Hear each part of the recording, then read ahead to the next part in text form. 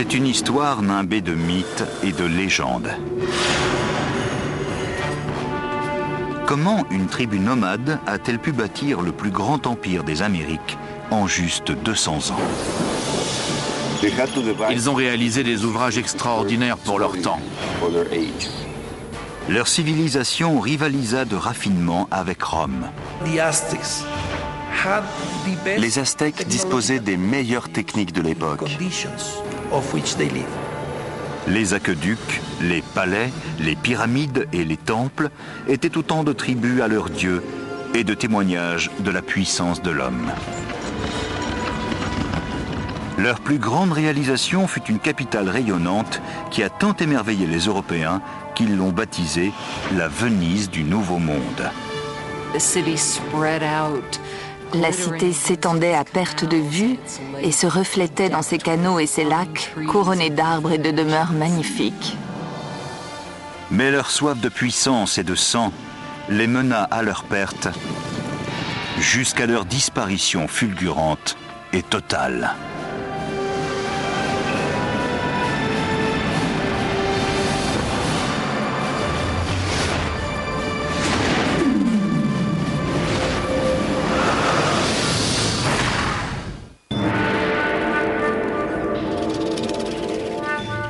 « 1325, centre du Mexique, près de l'actuel Mexico.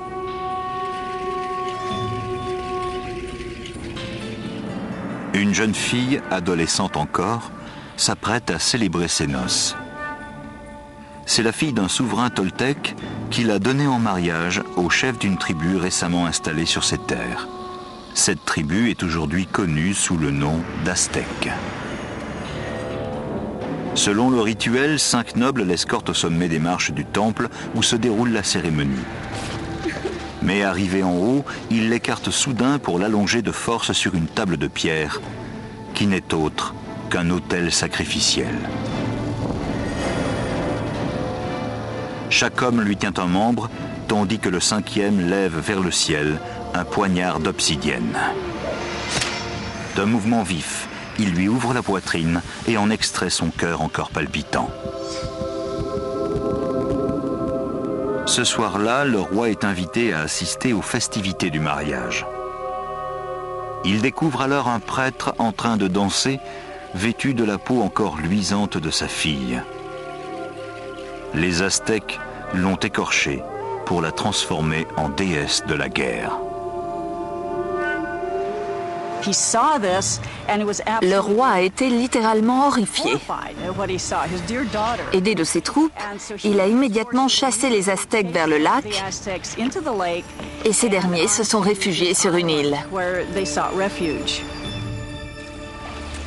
L'île marécageuse n'était guère accueillante, mais c'est de là que les Aztèques firent face à l'adversité et forgèrent le plus puissant empire des Amériques.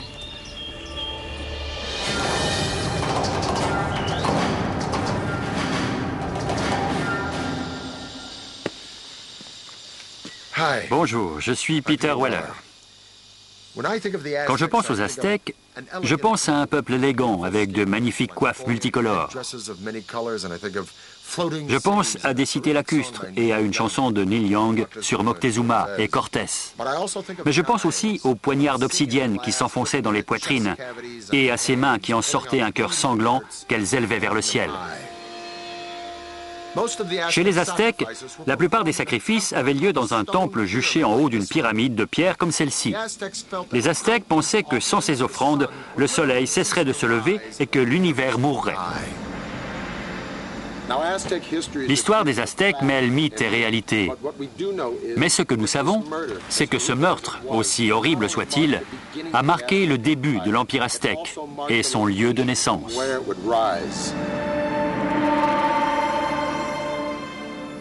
L'île où s'exilèrent les Aztèques après l'épouvantable sacrifice de la princesse se trouvait sur le lac Texcoco, le plus grand des 5 lacs situés dans l'immense vallée de l'Anahuac.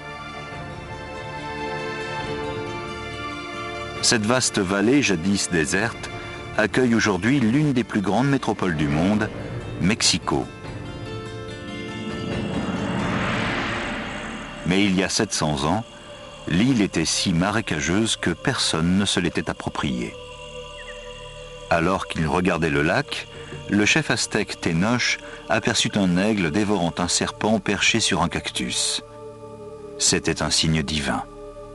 Ils avaient trouvé leur terre promise.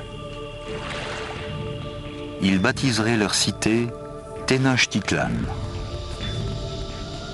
La vie est rude pour les Aztèques dans les premiers temps de Tenochtitlan. Mais ils ont une vision.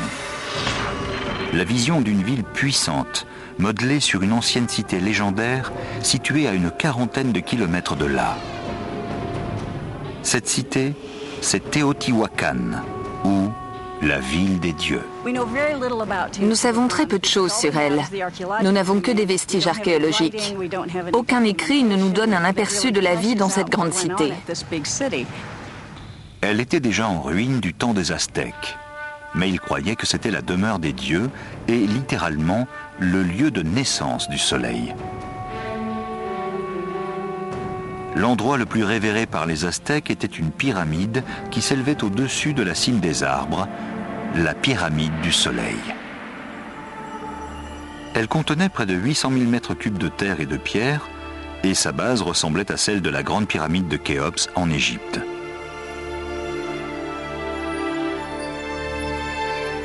Pour les Aztèques, Teotihuacan reflétait le cosmos créé par les dieux.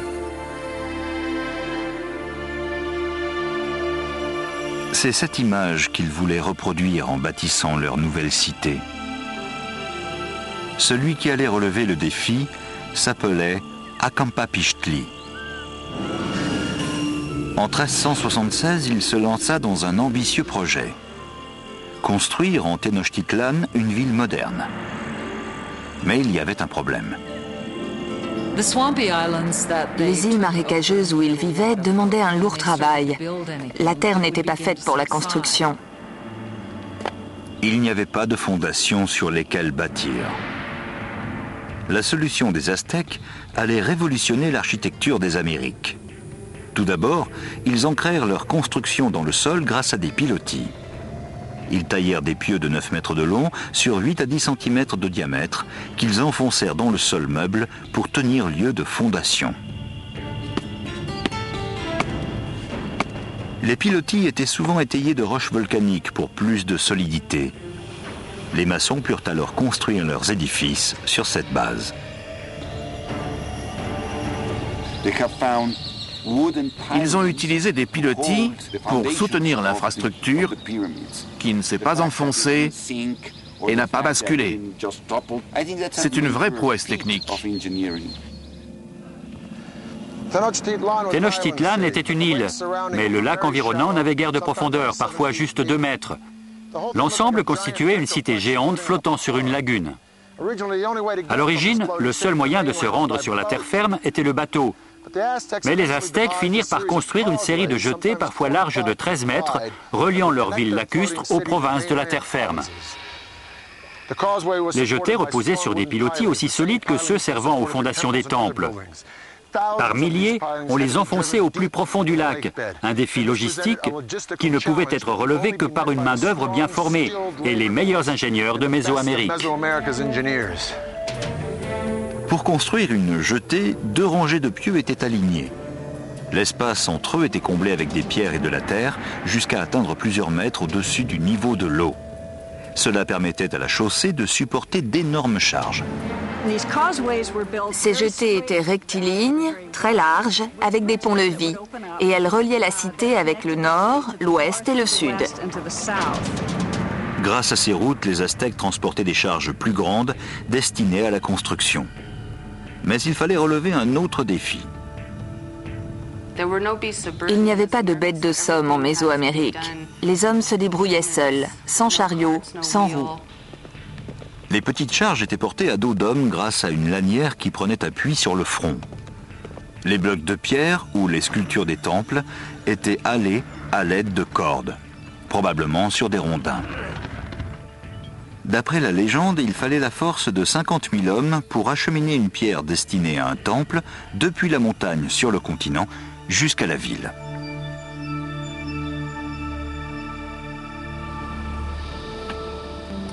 Les jetées permettaient aussi aux Aztèques d'approvisionner Tenochtitlan en eau potable. Auparavant, ils transportaient l'eau dans des canoës depuis la rive, mais l'explosion démographique exigeait une solution mieux adaptée à la demande. Ils voulaient utiliser l'eau des sources du continent et ont donc décidé de construire un aqueduc. Mais les sources étaient contrôlées par la tribu qui dominait la région, les impitoyables Tépanèques. Les Tépanèques contrôlaient toute la vallée. Ils avaient un puissant empire et faisaient la loi. Les Aztèques leur étaient inféodés. L'augmentation de la population aztèque fit naître les premières tensions avec les Tépanèques. Les Aztèques leur posèrent un ultimatum qui risquait de changer l'équilibre des pouvoirs dans la région. Les habitants de Tenochtitlan ont exigé des Tépanèques qu'ils leur donnent l'eau et les aident à construire l'aqueduc. La réponse des Tépanèques fut rapide et brutale. Leur roi, Maxtla, envoya des hommes assassiner le souverain aztèque. Ce fut l'étincelle qui alluma la mèche. Après des décennies sous le joug des Tépanèques, les Aztèques se décidèrent enfin à se révolter contre leurs impitoyables suzerains. Mais pour vaincre les Tépanèques, ils vont avoir besoin de l'aide de leurs voisins. Ils se rapprochèrent donc de la cité-État de Texcoco, où un dirigeant d'envergure était en pleine ascension. Son nom, Nezahualcóyotl. Son sens de l'autorité allait contribuer à forger l'Empire aztèque. Avec Nezahualcóyotl pour allié, les Aztèques opprimés étaient prêts à frapper fort. Ils lancèrent une attaque massive contre la capitale Tépanèque. Après un siège de plus de 100 jours, ils forcèrent la défense ennemie et massacrèrent leurs oppresseurs. Après avoir capturé le roi Maxtla, Nezahualcóyotl lui arracha personnellement le cœur et répandit son sang dans les eaux du lac Texcoco. Les rôles s'étaient soudain renversés. Ce jour-là marque la naissance de l'Empire aztèque. Les Aztèques ont dès lors régné sur la vallée de Mexico. Après avoir conquis la vallée de Mexico, les Aztèques pouvaient désormais se consacrer à l'approvisionnement en eau potable de leur ville en pleine expansion. Seuls, ils conçurent et construisirent ce que peu d'empires dans le monde sauront maîtriser, un aqueduc. L'aqueduc possédait 2 canaux d'1,50 m de haut sur 90 cm de large. Ils étaient nettoyés et entretenus alternativement, si bien que l'écoulement de l'eau n'était jamais interrompu. L'aqueduc parcourait 5 km depuis le continent jusqu'au centre de la cité. En ville, l'eau jaillissait dans les fontaines et les bassins et était distribuée aux habitants dans de grandes jarres d'argile ou par canoë.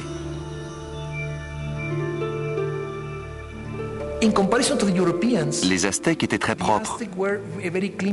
Nous savons que l'empereur prenait 2 bains par jour. En termes d'hygiène, le peuple aztèque n'avait rien à envier aux Européens.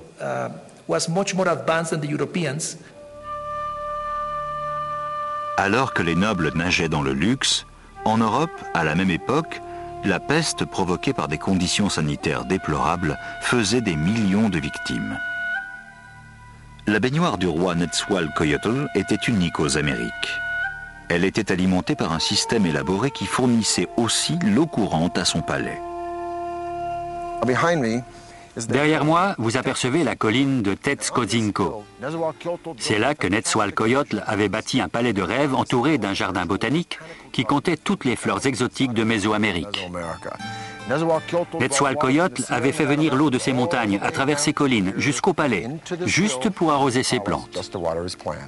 Pour installer son aqueduc, Nezahualcóyotl dut inonder un immense canyon entre Tetzcozinco et la colline voisine.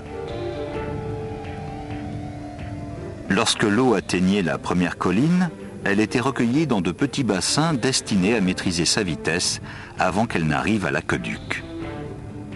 Après avoir traversé l'aqueduc, l'eau coulait dans un canal autour de la colline de Tetskozinko et se transformait par endroits en cascade qui venaient irriguer les jardins.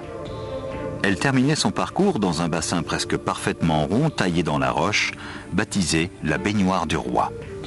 De là, il pouvait admirer son domaine de Texcoco et ses magnifiques jardins botaniques. C'est vraiment une baignoire digne d'un roi. Au milieu du XVe siècle, avec un empire en pleine expansion, le temps était venu pour les Aztèques de se choisir un souverain. Son nom, Moctezuma. Il fut le premier de 2 empereurs à porter ce nom désormais célèbre. Sa première décision fut d'agrandir les frontières de l'empire. Les Aztèques s'emparèrent des cités-États situées au sud vers la vallée de Oaxaca, à l'ouest en direction du Pacifique et à l'est vers le golfe du Mexique. En 1449, l'empire comptait 15 millions d'habitants. En 100 ans seulement, les Aztèques avaient accompli l'impossible, renverser l'ordre du monde mésoaméricain. Mais s'ils dominaient sur le plan militaire, leur île était à la merci d'un autre type d'ennemi. Comme la Nouvelle-Orléans, Tenochtitlan était sans cesse aux prises avec l'eau. L'un des premiers projets de Moctezuma fut de protéger sa ville des vastes étendues aquatiques qui l'entouraient. Voici ce qu'il reste du lac Xochimilco, au sud de Mexico, la Tenochtitlan des Aztèques. Ce lac, comme les 4 autres qui entouraient la ville, était alimenté par des sources. Il n'y avait ni rivière ni ruisseau pour drainer l'eau. Et s'il pleuvait beaucoup, le niveau montait et inondait la terre jusqu'à la ville. C'est exactement ce qui s'est produit au milieu du XVe siècle, où des inondations sans précédent ont balayé Tenochtitlan. La capitale et son empire ont été presque entièrement détruits et la civilisation aztèque a dû une fois de plus compter sur le génie de ses architectes, dont un en particulier. Moctezuma demanda à son vieil allié Netzahualcoyotl de l'aider à protéger du lac sa ville en reconstruction. Netzahualcoyotl imagina une solution qui allait faire de lui le plus grand ingénieur du continent. Il fit ériger autour de la ville une énorme digue destinée à protéger l'île et ses habitants. Elle allait représenter le plus grand ouvrage d'art des Amériques à l'époque, s'étendant sur 16 km entre les berges nord et sud du lac, à l'est de la ville.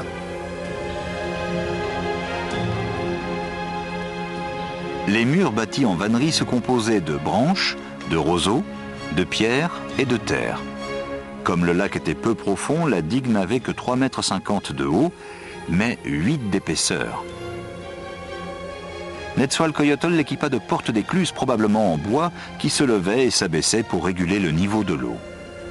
La digue permettait aussi de protéger les réserves d'eau douce.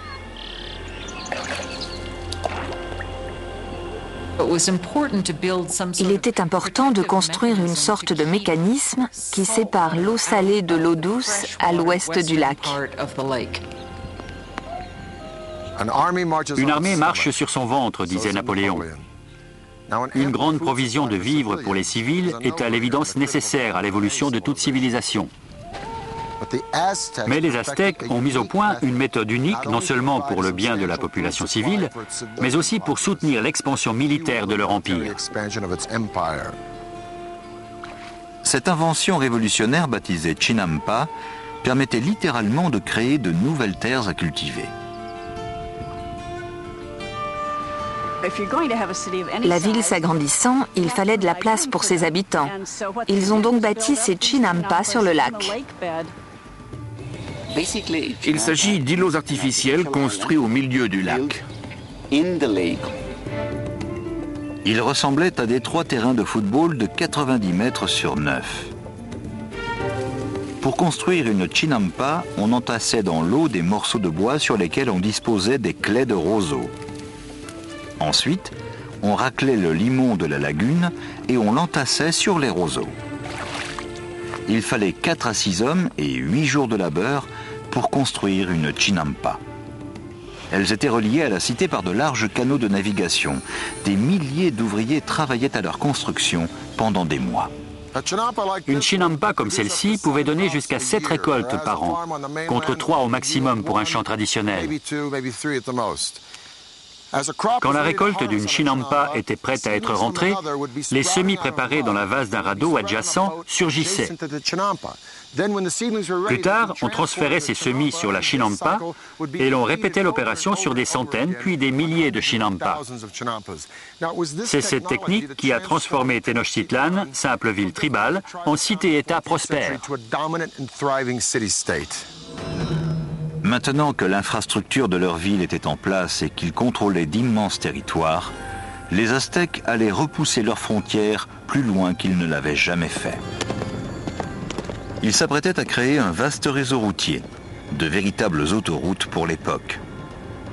Mais alors que l'Empire prenait son essor, la pratique des sacrifices humains faisait de même. Des rivières de sang n'allaient pas tarder à inonder les rues de Tenochtitlan.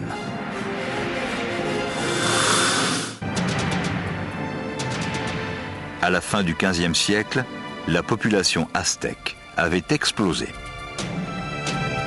Un nouvel empereur allait se lancer dans des conquêtes qui marqueraient l'histoire. Ahuitzotl allait se révéler plus grand guerrier encore que son aïeul Moctezuma. En 1502, Ahuitzotl avait conquis des territoires allant de la côte pacifique du Mexique jusqu'au Guatemala au sud.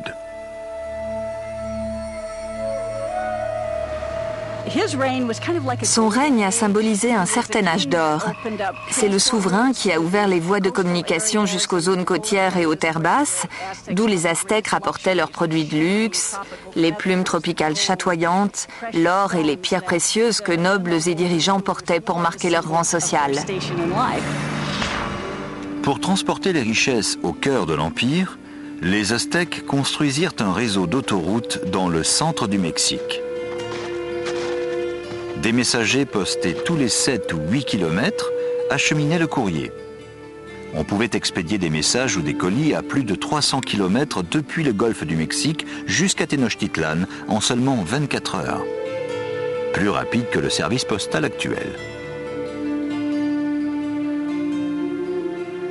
Sous le règne d'Ahuitzotl, avec l'Empire à son apogée, les Aztèques se lancèrent dans leur plus grand projet de construction, une gigantesque pyramide au centre même de Tenochtitlan, symbole de leur pouvoir absolu. C'est le Templo Mayor, ou Grand Temple. À sa base, la pyramide mesurait 73 mètres par 90 et elle se dressait jusqu'à l'équivalent de 15 étages. Au moins 117 marches, réparties sur 2 escaliers et s'élevant jusqu'à 60 mètres, conduisaient à des sanctuaires jumeaux, respectivement dédiés aux dieux de la pluie et de la guerre. La construction du temple se fit en 7 étapes depuis 1325, date de fondation de la cité. L'Empire grandissait en même temps que l'édifice, chaque bâtiment venant se superposer au précédent. Le Templo Mayor a été construit avec des pierres appelées tezontle, c'est-à-dire des pierres volcaniques très légères, afin d'éviter le tassement de l'édifice. Pour le sol et les murs, les Aztèques utilisèrent un matériau qui était une sorte de béton. Certains éléments retrouvés aujourd'hui sont aussi durs que le béton actuel, même au bout de 500 ans. Il fallut aux Aztèques des décennies pour achever leur monument aux dieux. Le temple resta enfoui jusqu'en 1978, date à laquelle les ouvriers d'une compagnie d'électricité découvrirent en creusant une tranchée, une grande pierre sculptée et un peu plus loin, les ruines du temple. Ce disque de plus de 3 mètres de diamètre pèse 8 tonnes et représente le corps démembré de la déesse Coyolxauhqui. Coyolxauhqui était la déesse de la lune, mais son frère l'assassina car elle avait comploté contre leur mère qu'elle croyait déshonorée. Les Aztèques n'étaient pas du tout prudes. En fait, les nobles avaient plusieurs femmes et concubines. Mais parmi les gens du peuple, surtout chez les femmes, l'adultère était interdit et sévèrement puni, souvent par la mort. Selon la légende, le frère de Coyolxauhqui lui trancha la tête puis jeta son corps en bas de la colline. Les Aztèques reproduisaient littéralement et fréquemment ce meurtre lors des fêtes qui jalonnaient l'année. Ils décapitaient leurs victimes en haut d'une pyramide comme celle-ci, puis faisaient rouler son cadavre au bas des marches jusqu'à la terrasse en contrebas. Le trésor le plus précieux des Romains était l'or. Celui des Égyptiens, la vie après la mort. Celui des Aztèques, le sang humain. Ils se sentaient redevables vis-à-vis des dieux. Ils avaient besoin de leur faire des offrandes, de donner leur bien le plus précieux, le sang humain. Les Aztèques l'appelaient l'eau précieuse. Ils croyaient que si les dieux n'en recevaient pas en grande quantité, ce serait l'apocalypse. Il était courant de décorer les murs intérieurs des temples de sang frais. L'odeur devait être pestilentielle. Pour consacrer l'édification du grand temple, l'empereur Ahuitzotl organisa un sacrifice de masse. Les têtes des victimes furent exposées tout autour de l'édifice. D'après certains chroniqueurs, 20 000 personnes auraient été sacrifiées. D'un point de vue pratique et scientifique, cela semble impossible. Je crois que les récits, écrits par les Espagnols, signifient simplement qu'à leurs yeux, les victimes étaient très nombreuses. Au cours du règne d'Ahuitzotl, on assista à de véritables hécatombes. La vie à Tenochtitlan devint vite une longue suite d'immolations. Alliés ou ennemis, tous assistaient aux sacrifices. Les sacrifices sont toujours des événements rituels, mais ils ont aussi une signification politique. C'est une forme d'intimidation. À la mort d'Ahuitzotl, les Aztèques avaient institutionnalisé les meurtres sacrificiels et transformé en forme d'art les massacres sur les champs de bataille. C'étaient les plus farouches combattants d'Amérique. Un corps d'élite allait d'ailleurs se voir dédier un nouveau temple. Mais ils n'étaient pas préparés à la guerre des mondes qui allait s'abattre sur eux.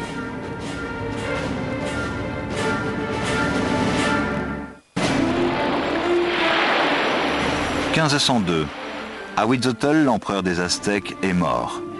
Moctezuma II, ancien prêtre âgé de 34 ans, arrive au pouvoir.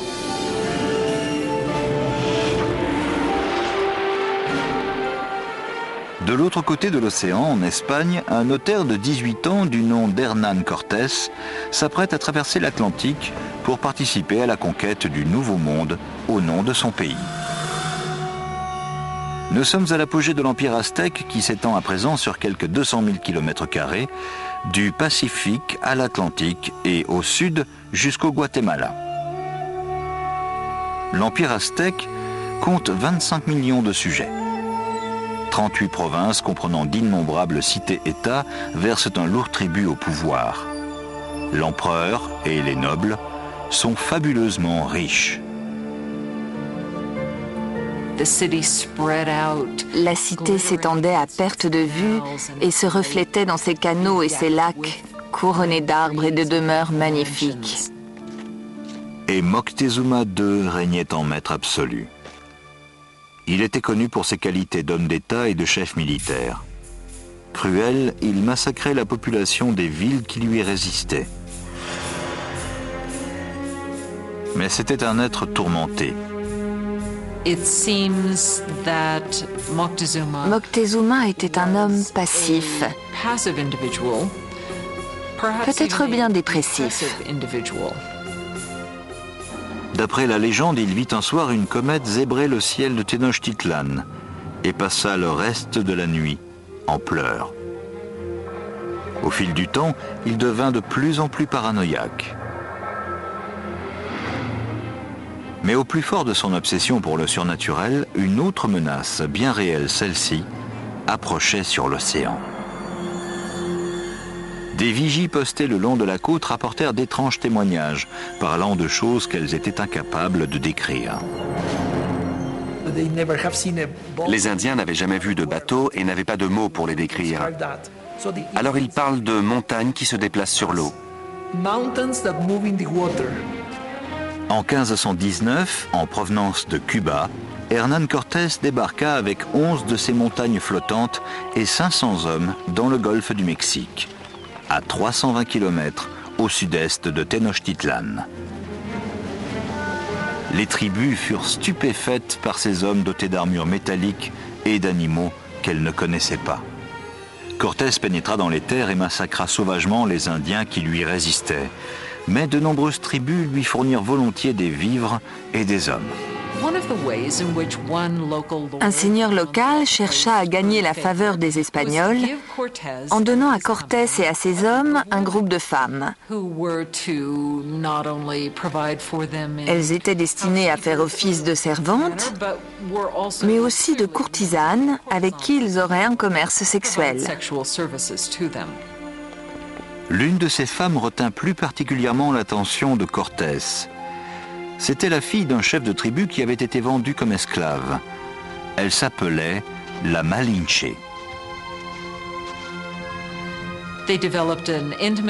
Ils ont eu des relations intimes et elle a fini par lui donner un fils, un des premiers métis du Nouveau Monde.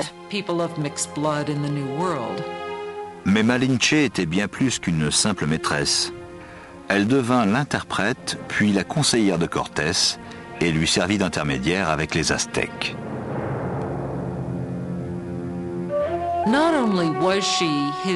Elle pouvait aussi lui rapporter des propos qu'il n'était pas censé entendre ou comprendre.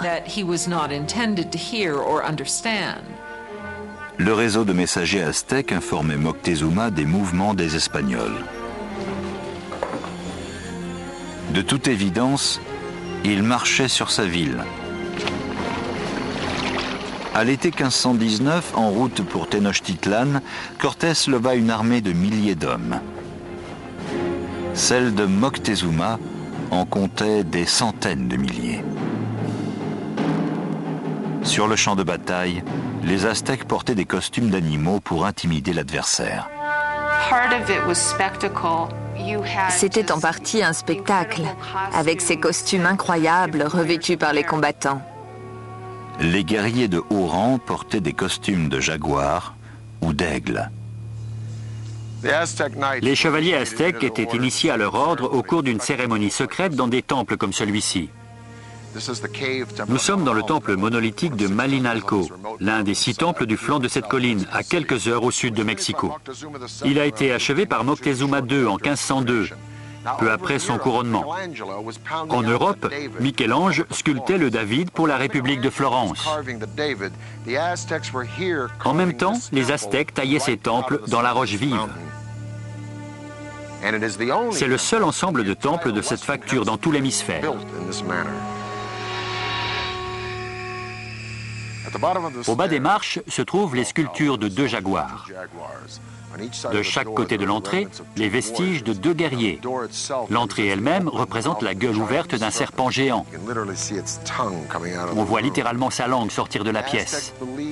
Les Aztèques croyaient que c'était la porte des entrailles de la terre. Ceux qui en avaient le privilège pénétraient dans la pièce aux sculptures d'aigle, se faisaient percer le nez et offraient leur sang en offrande à Huitzilopochtli, le dieu de la guerre. Mais ce n'était pas la dernière fois que ces guerriers répandraient leur sang. La première rencontre entre Cortés et Moctezuma fut pacifique.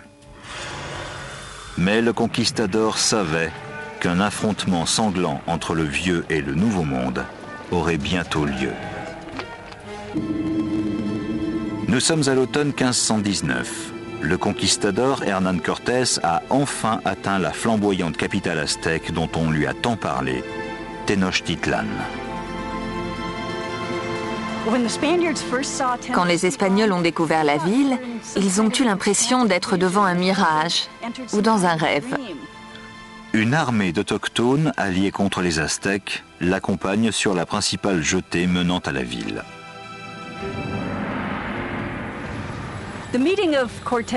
La rencontre de Moctezuma et de Cortés sur la jetée a dû être un grand événement historique. C'est le choc de deux mondes. Cortés lui a tendu la main, mais au moment où il allait toucher Moctezuma, les gardes de l'empereur l'ont arrêté.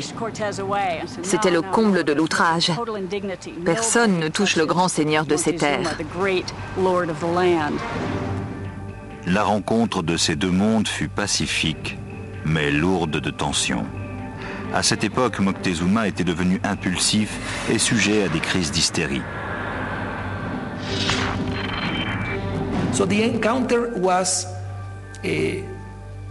La rencontre a surtout consisté à évaluer les forces en présence.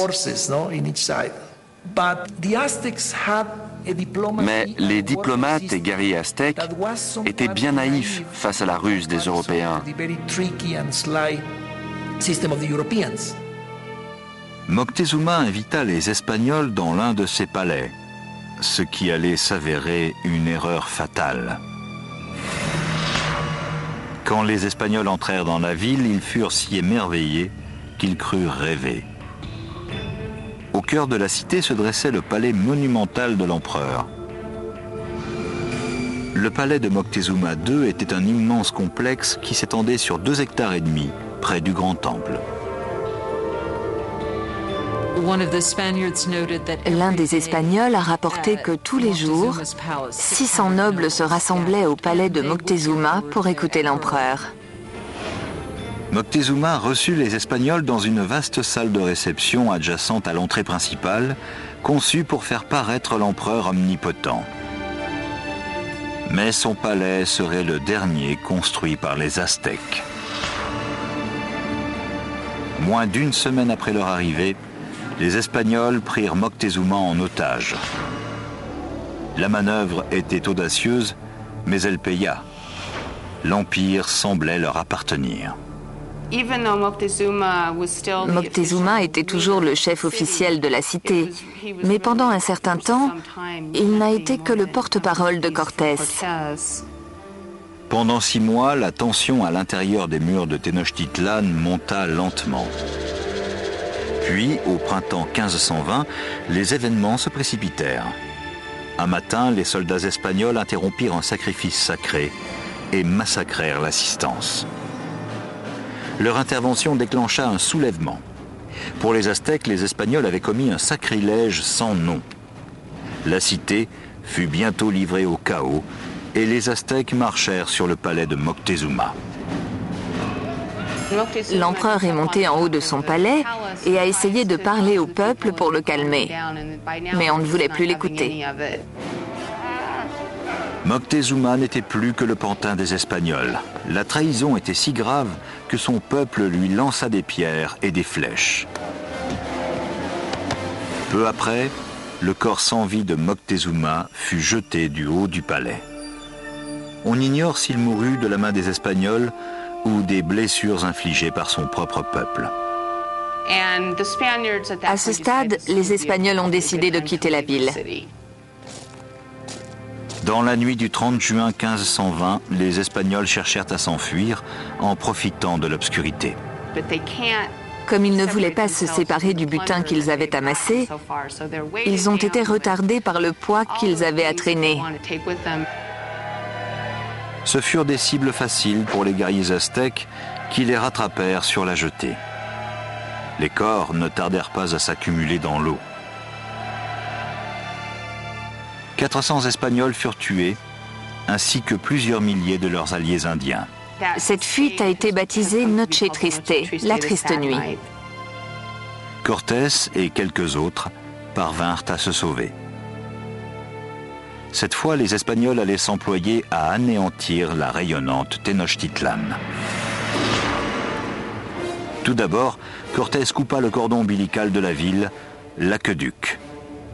Alors que des centaines de milliers de personnes étaient privées d'eau, il organisa un blocus autour de Tenochtitlan pour empêcher tout approvisionnement en vivres.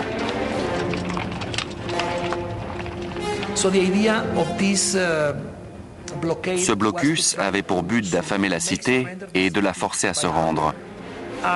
Mais les Aztèques avaient une énorme résistance et ne se laissaient pas vaincre facilement. Ils ont donc décidé de lancer une attaque à la fois sur terre et sur mer. Pendant des siècles, le lac avait protégé Tenochtitlan des invasions. Mais Cortés allait retourner la situation. Des milliers d'Indiens alliés transportèrent les bateaux espagnols en pièces détachées par monts et par veaux avant de les assembler et de les faire voguer sur le lac.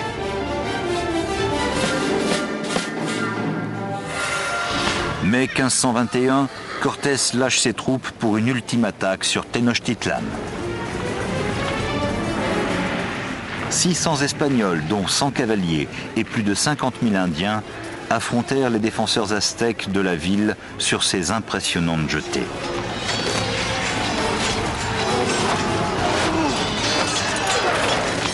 Les combats sanglants se poursuivirent plusieurs mois. Cortés rasa la ville, rue après rue. Aidé de ses alliés indiens, il organisa le massacre systématique de la population. Il y eut de violents affrontements, surtout dans l'enceinte de la ville. Les Aztèques livrèrent un dernier combat sur le grand temple de Tlatelolco. Les guerriers se postèrent sur les marches et lancèrent une pluie de flèches et de pierres sur leurs ennemis. En vain. Le 13 août, le dernier chef aztèque, Cuauhtémoc, fut capturé et livré à Cortés. Et ce n'était pas terminé. Les maladies apportées par les Espagnols allaient faire 20 millions de victimes. À la fin du XVIe siècle, on estime que la population autochtone avait été réduite de 90%. L'actuel Mexico a été construite sur les décombres de la cité de Tenochtitlan, jadis si majestueuse. Les Espagnols la rasèrent pour y bâtir leur capitale coloniale. Ils utilisèrent même les pierres du Templo Mayor pour édifier leur cathédrale qui se dresse toujours près des ruines du temple. L'empire aztèque avait disparu et avec lui, tout un héritage de prouesses techniques.